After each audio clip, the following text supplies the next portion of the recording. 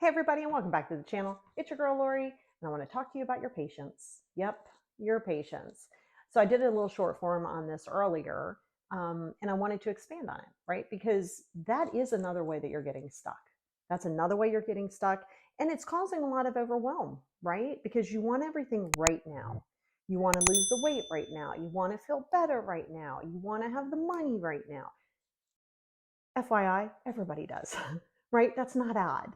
But there's an acceptance piece of that, because if you don't work on the acceptance, because that is acceptance, if you don't work on the acceptance piece of, hey, it's going to take the process. And this goes into what I was talking about one day last week, where I was like, okay, you can't be so results driven. You have to be actions driven, right?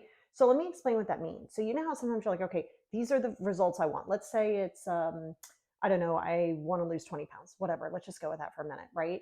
And all you're focused on are those 20 pounds, but you're not focused on the actions that it's going to take to get there and the patience. 1 to 2 pounds a week is adequate. Some days you're going to gain, some days you're going to lose, and it is what it is because it's part of that process. So if you're not accepting the process and you're only focused on the results, there's a few things that's going to happen. It's going to be overwhelming. So imagine if you wanted to hurry up and do everything. I want to feel better. I don't want to have anxiety anymore. I want to heal my trauma. I want to lose the weight. I want to put money in the bank. I want to declutter the house. These are my results. Oh my God, that's like going to be a lot. And so the patience and that instant gratification, so that prefrontal cortex of your brain, that's where it's like, that's that dopamine, right? So like think about in like the hippocampus and all that stuff. So think about when you order on Amazon. I speak from lots of experience. I'm like an Amazon expert. Um, or you're going shopping and you just need some retail therapy and you go out and you just feel like, yes, oh my God, I feel so much better, right? You're like, it's because it's a dopamine hit. So that's that instant gratification. So that's why you need the micro goals. Go out to episode 37 of the Positivity Experience podcast. You can get that anywhere that you get your podcast. Go to 37. And it's going to break down micro goals for you. Because the thing is you could say you want to lose the 20 pounds or you want to put the $1,000 in the bank or whatever. But if you're not married to the grunt work, that's going to be a problem. So your lack of patience, you're like, how do you develop it? You accept it. There's no magic pill, because then you're going to be rushing to try to have patience. Hard pass. Like that's not a thing. So you have to realize that everything isn't on your time. And when it comes to like trauma and your emotions, it's taken you X amount of years to get here. It is not going to be overnight. You're not going to have 3 sessions and be done. You're not going to watch 4 podcasts and YouTubes and understand it. You're not going to have every self-help book under the planet and be able to execute it, because then you're trying to rush the process by only doing the parts that you want to do and not do the harder parts. You got to do the harder parts. The reward is the progress. The results is just a benchmark. I've said it a million times. I'm going to go through that again with you. Is if you're a football player, NFL, or anywhere, but let's say NFL, right? And you just happen to be on a team that actually wins the Super Bowl, which, I mean, it's not like that's a guarantee ever. But let's say you win the Super Bowl. Super Bowl is not the reward. I mean, it's the end, like, ooh, this is like all that hard work I did. But it's a celebration of all the hard work in Little League, like Little League, that's baseball, Pee Wee, right? Like Pee Wee football, then, all through the elementary school, then maybe in high school, getting hurt, not getting hurt, doing all of these things, sitting the bench, riding the bench, going to college, getting drafted, like preseason, like there's a lot of work that goes into it. And if they don't win the Super Bowl or they don't even make it to the playoffs, that's assuming that they even make it out of training camp. Let's say that they're on a team that's like stinking up the joint that year. 0, like 1 win, 1 in 14, whatever. Okay. That doesn't mean that all of a sudden they're like, well, this sucks, I'm going to give up. No, that means you just keep doing it, because you're not guaranteed that success. Every year is not the same. People aren't winning the Super Bowl, not usually, every single year.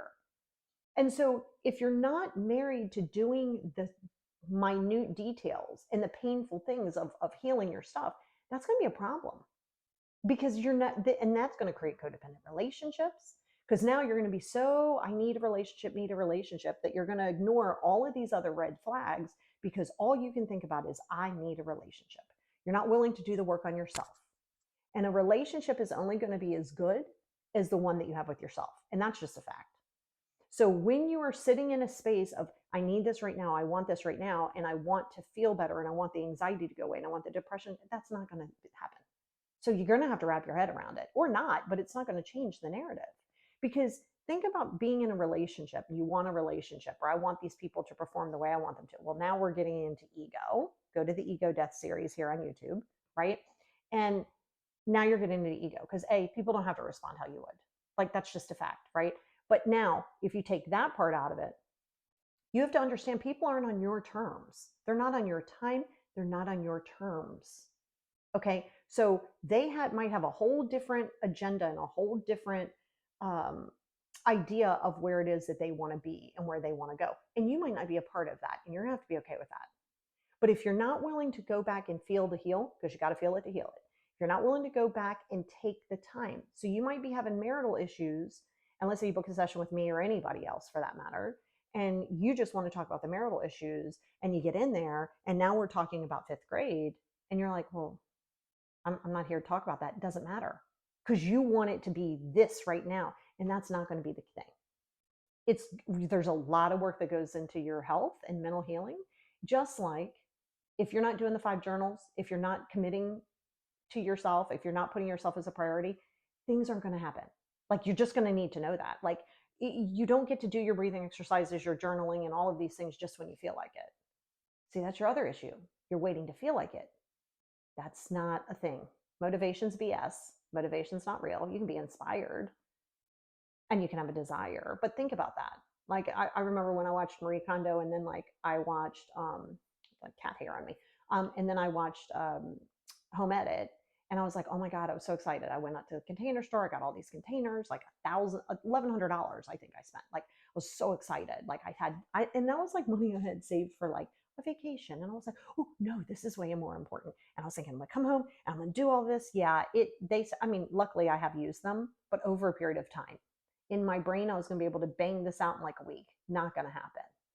And then it becomes too much to bite off, to chew. And now that's where you have all those half-done projects, because you have this idea and expectation that it has to be done right now. It's not going to be. Your refusal to accept that isn't going to matter. And again, if you're so interested in getting into a relationship that you just like ignore kind of like your gut and different things like that, because you want this and you're not willing to wait and be alone. Yeah, be alone. And sometimes you have to be alone for 25 years. So what? So what?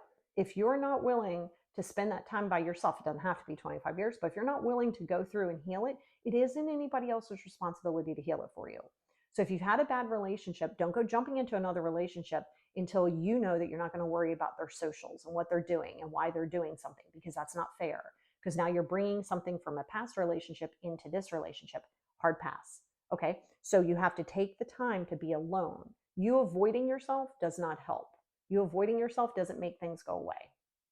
You're gonna have to be patient, and you're gonna have to be committed to doing the grunt work. So when people say, I just want to feel better, well, yeah, you know what? You're gonna have to do a lot of practice every single day. 28 days makes a habit, 128 days makes it a way of life, and that's consistent days.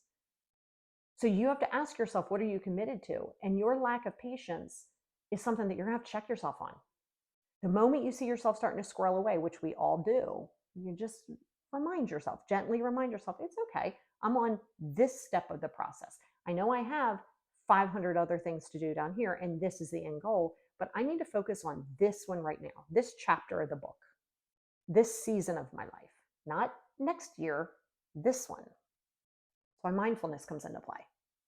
So if you're trying to rush the process and hurry up and get yourself out there, it's only going to hurt you in the long run. And you're going to find codependent relationships, and you're going to be like, well, this has to define me. And until you realize that it's you who can make you happy, you who does this, no one else. They're secondary. They're the icing to the cake, but you keep giving everybody all of the ingredients. The eggs over here, the flour over here, the baking soda over here. You hold those ingredients. Stop giving them to everybody. And stop thinking that just, if this happens, I'll be happy. Don't do that. Because your happiness has to come from here. And happiness is a choice inside of you. And yes, it is. Yes, it is. Because you have to be able to shift that mindset. But you have to be willing to know it's going to be painful. You're going to have setbacks. That's part of the growth. And you're going to have to be repetitive, and you're going to have to keep learning, and you're going to have to keep learning, and you're going to have to keep learning and executing, learning and executing. And until you do that, you're going to always go, gosh, why isn't that working? And oh my God, I give up on this. Yeah, I'd give up on it too. And I have in the past. And that's why I just reel it in. I wanted my book done in spring. It's not. It'll be done in winter. I think it's going to be what it's going to be. That's all I can do. Do the best you can with what you have. Stay patient, stay present, and most importantly, respect yourself enough to know that all of those little steps that you're resisting are the most important steps, including that end result.